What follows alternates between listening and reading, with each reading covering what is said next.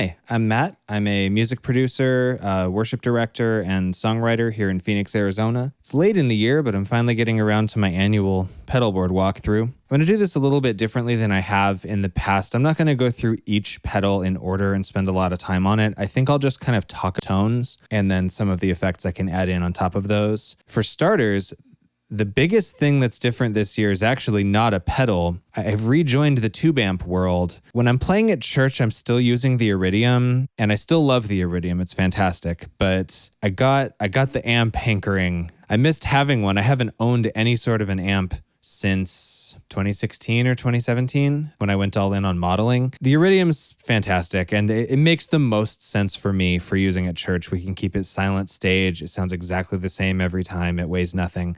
But I got an amp for my studio, and I'm very excited about it. So I'm going to use that for this video instead of the Iridium that's on the end of my board. The amp is a Vox AC15 C1. Specifically, it's kind of a limited edition Creamback version. So it's an AC15, but with a Creamback speaker in it instead of whatever they normally have. And it's beautiful, and I love it so much. It's a thing of loveliness to look upon.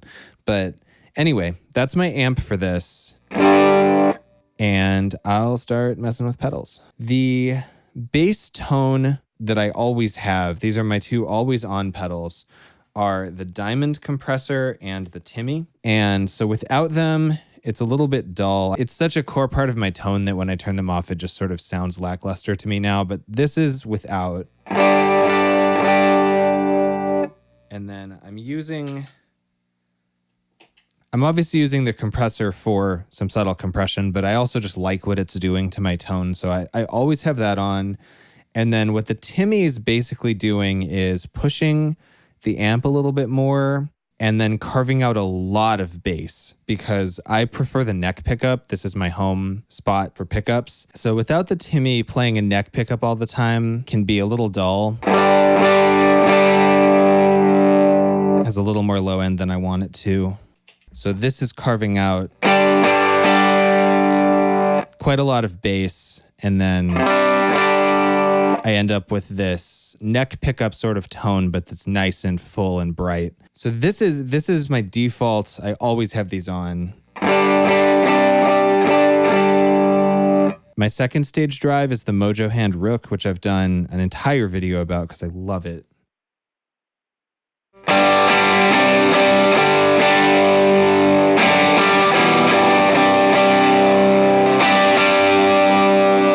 So the Rook is vaguely a Tube Screamer based pedal, but I have the treble and the bass up so high that I'm carving out a lot of those Tube Screamer mids. So what I end up getting is it's warm and it's full like a Tube Screamer would be, but I'm not losing all of my low end and most of my high end.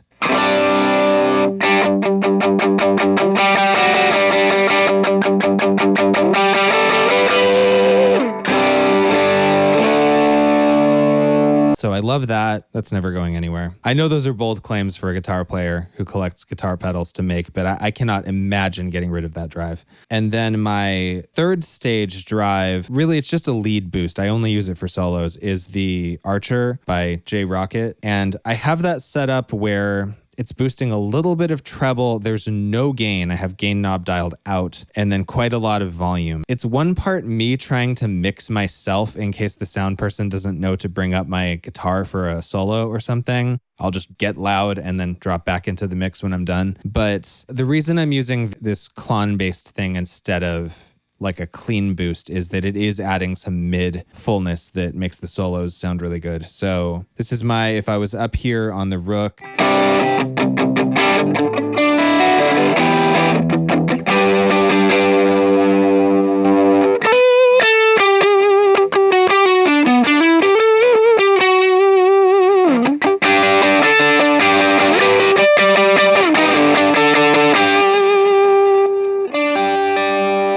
so obviously a huge volume difference. Like I said, it's almost me mixing my solo out above the band and then coming back, but I also like the character of that pedal. I'm going to go back down to my clean tone here so we can talk about these effects on the top row.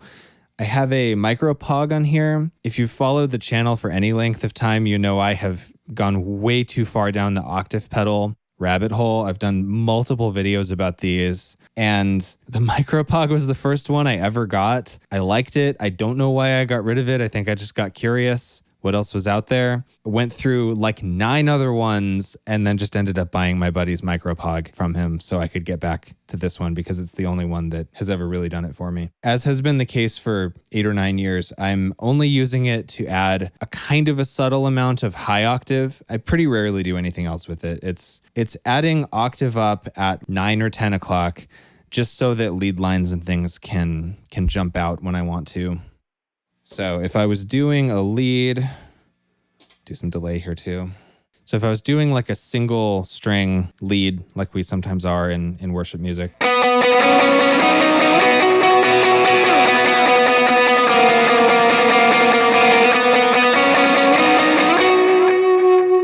could hit the micro pog.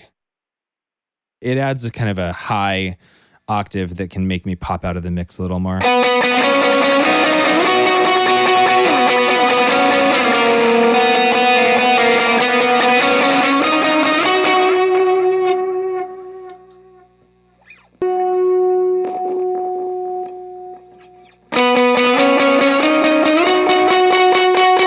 It sounds a little weird if you get it up too high. I've boosted it so we can hear what it's doing, but I wouldn't have it this loud. And then I've got my trusty Icebox here.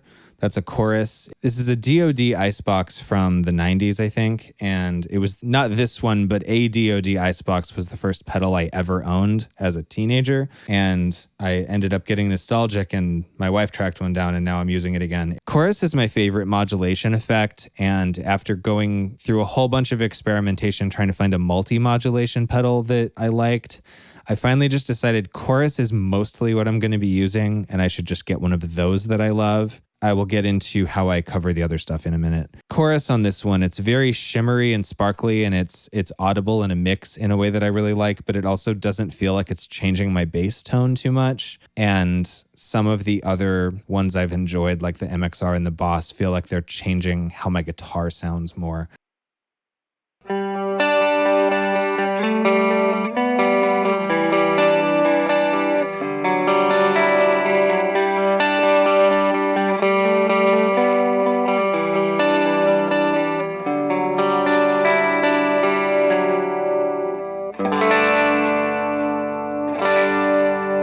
And then, let's see, I do still have my volume pedal over here. Not much to say about that. I still have the Rat on here. The Rat is one of my oldest pedals. That might be the oldest pedal I'm still actively using. Right now it's set up to be kind of fuzzy.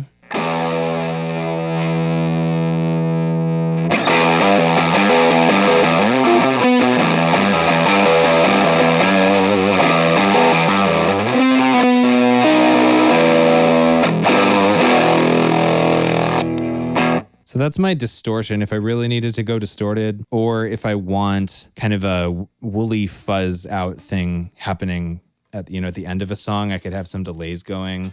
If the guitar drops out and it's a drum solo or something, just kind of hang out up here and go.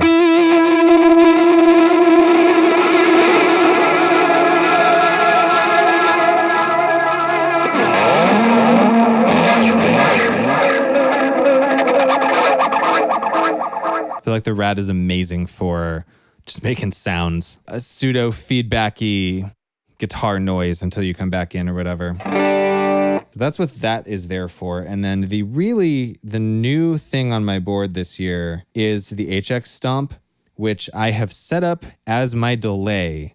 Basically, I sold the Nemesis. I never thought I would, but I did because I wanted to get the HX Stomp on the board. And I realized having it basically be my multi-delay is an easy way to get it on here. And then now that it's here, it covers other things as well. My default setup on this is I've just assigned 4 delays to it. And I can turn them on individually or stack them or whatever I want to do. So here's my typical, it's an Adriatic delay in the Stomp, which I was trying to do a DM2 kind of thing. Going all the way back to my first multi-delay I ever had was the Boss DD20, and I loved the DM2 on there. So I've basically just carried that forward through a couple of delay pedal changes. And this is the one I would use if I'm playing a busier part or something and I don't want the delay too much in my way.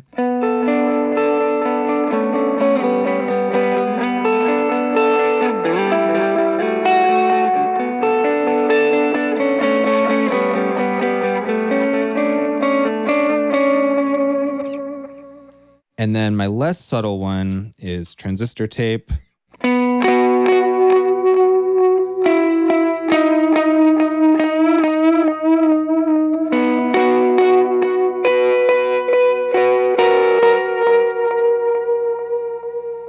So that's a quarter note tape delay going on for a while. I wouldn't use this if I'm going to be playing a lot. It's like if I want to hit one note and just have it hang for a bit.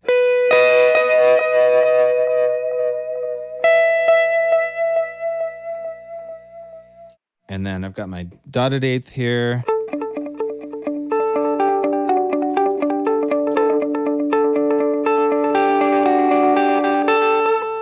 One thing I really like about using the HX Stomp as my delay is that you can stack any of these, whereas on the Nemesis or the DD20, I had to switch delays. So instead of having like a dual delay, I could just have the quarter and then hit a dotted eighth as well.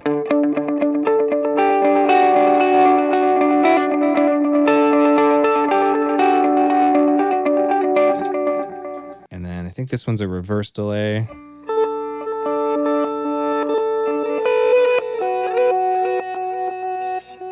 And then the HX Stomp, primarily it's my delay, but of course it can do a bazillion things. So I have these other patches set up basically to cover the other modulation effects I might want. So I have a standalone chorus so that anytime I could deploy a chorus, but if I also needed like a phaser, I can just do...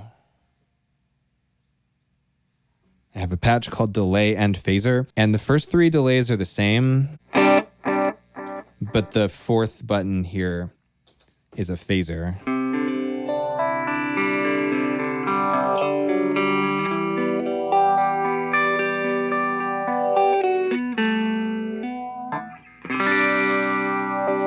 And similarly, I've got a flanger one. So first three delays are the same, but this is a flanger.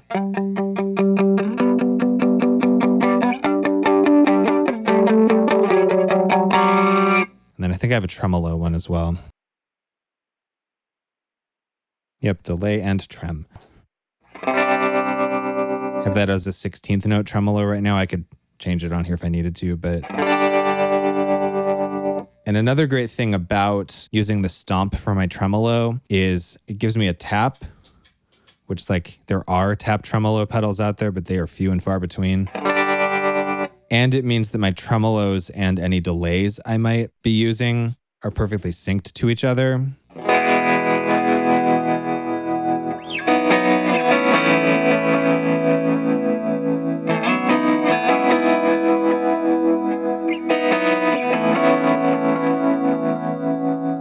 So I'm really enjoying having the Stomp on here. I'm obviously using it for a fraction of what it's capable of, but having it cover all of my delay, the modulation effects other than chorus, and then I have a couple patches set up on here if I needed a whammy or something for some reason. There's a patch for that. It could also in a pinch be my emergency backup amp. I'm not crazy about the amps on the Stomp where I would make it my main amp all the time, but if something happened to the Iridium, I could easily pop in an amp on here as well. And then here's my reverb.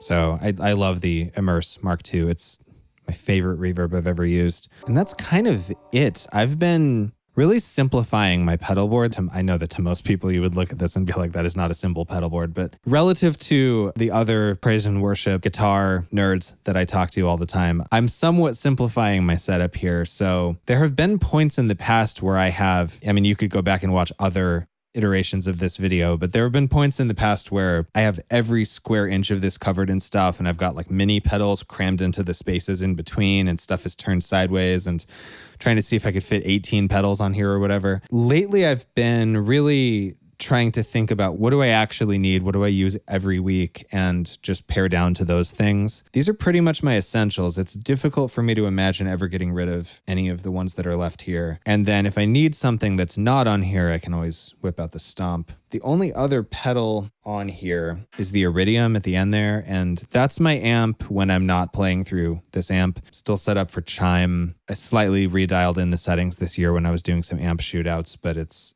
chime through a York IR, and I'm just as happy with it as I am with this tube amp, but thought I would use the tube amp for this video today. So there are elements of past boards that I've had that I feel a little bit nostalgic about, but this is really the simplest and yet most flexible setup I've ever had. It's hard to justify the cost of an HX Stomp. That is so much more than I normally spend on a pedal, but getting that on here has really helped with any sense of like FOMO when I hear a song that has some kind of weird effect in it. And it's like, oh man, I wish I had that. It's like I probably do if I just went down into the menus there. I've been able to set this up where the separate pedals are the ones that I love, really need, like can't imagine playing without, and then the Stomp covers everything else. That's my rig these days. I didn't go back and look at the video from last year to see whether anything here other than the Stomp is legitimately new. The Stomp is exciting. Having an amp again is very exciting. Those are kind of the big updates this time around. So if you're newer to this pedalboard thing, and I know a lot of people who watch my channel are just getting into the whole pedalboards for church thing, do not think that you need any of these things. This is the results of 10 years of experimentation and trying stuff out and seeing which things I like better. And I've ended up in this place.